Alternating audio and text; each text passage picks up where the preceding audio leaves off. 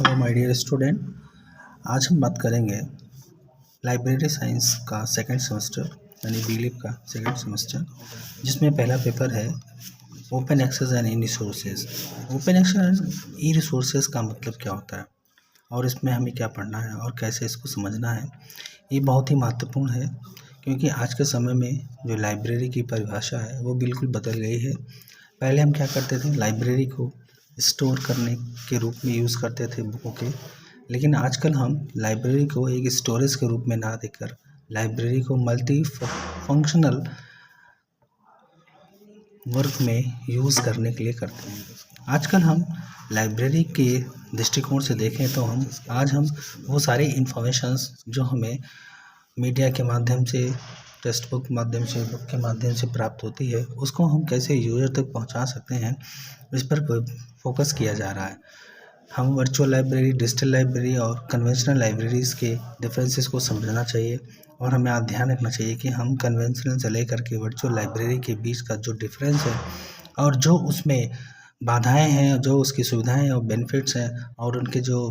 Parameters हैं, उनके applications हैं, उनको कैसे हम एक्सेस कर सकते हैं और कैसे उस पर हम अपना निर्णय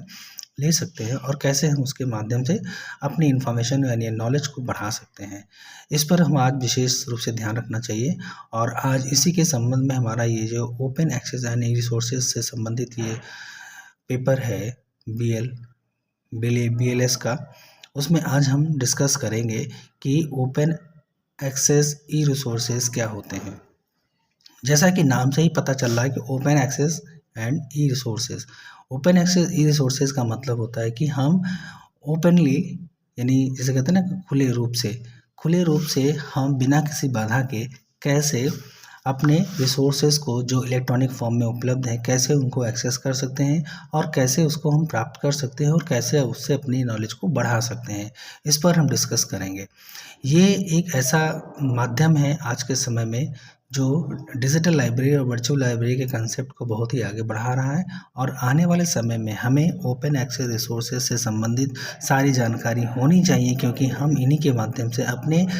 डॉक्यूमेंट्स को, अपनी इन्फॉर्मेशंस को, अपने नीडफुल इन्फॉर्मेशंस को हम एक्सेस कर सकते हैं और समझ सकते हैं। इसलिए हमें इस चैप्टर को बहुत ही अच्छे तरीके से समझना है, क्योंकि हमारे आने वाले समय में open access and e resources से संबंधित सारी जानकारी हमें प्राप्त होगी और हमें आगे लाइब्रेरी साइंस पर इसी पर ही कार्य करना है और इन्हीं को ही मैनेज करना है और इन्हीं को यूज़र को एक्सेस कराना है। इसीलिए इस पर हमें विशेष रूप से ध्यान देना चाहिए। अब हम बात करेंगे इस पेपर के संबंध में। तो इस पेपर में 4 यूनिट बने हुए हैं, जिसमें कि पहला यूनिट है ओपन एक्सेस क्या होता है, इसके बारे में बतलाइए और इसके संबंधित जो इसकी अवधारणाएं हैं, जो इसकी डिफिनेशंस है, जो इसकी इम्पोर्टेंस है, जो इसके रिसोर्सेज हैं, उसके बारे में बात करना है। सेकंड हमारा आता है